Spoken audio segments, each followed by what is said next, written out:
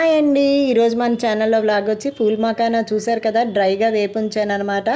నేనైతే ఈ గరిటెడు నెయ్యి వేసానండి, నూనె కాదు నెయ్యి వేసుకుంటే చాలా బాగుంటుంది. ఈ గిన్నెడు ఫూల్ మకానా తీసుకున్నాను.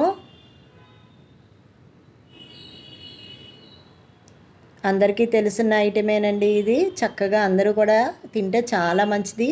వీటి వల్ల మనకి ఎంత ఆరోగ్యం అన్నది నేను చెప్పనవసరం లేదు, అందరికీ తెలుసు. చక్కగా 3 మినిట్స్ అయితే ఇట్లా డ్రైగా వేపేసుకోవాలండి. ఫస్ట్ మనం నోట్లో వేసుకుంటే మెత్తగా ఉంటుంది. మనం ఇలా 3 మినిట్స్ వేపుకున్నాక నోట్లో వేసుకుంటే అండి చాలా గుల్లగా అయిపోతాయండి, క్రిస్పీగాని. అలాంటప్పుడే మనం మధ్యలో ఇట్లాగా నేను కరివేపాకు పెట్టానండి, ఎందుకంటే అవి కూడా డ్రై అయిపోతాయి. చక్కగా కరివేపాకు అలా పెట్టుకుంటే ఆ ఫ్లేవర్ కూడా మనకి చాలా బాగుంటుందండి.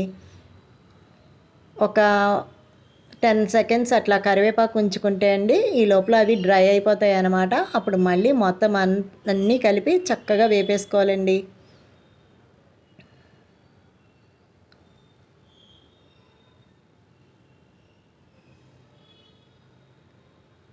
డ్రై అయిపోయాక స్టవ్ ఆపేసుకోవాలండి. నేనైతే స్టవ్ ఆఫ్ చేసేసాను. రుచికి తగిన సాల్ట్ వేస్తున్నాను. సాల్ట్ వేసి ఒకసారి కలిపానండి.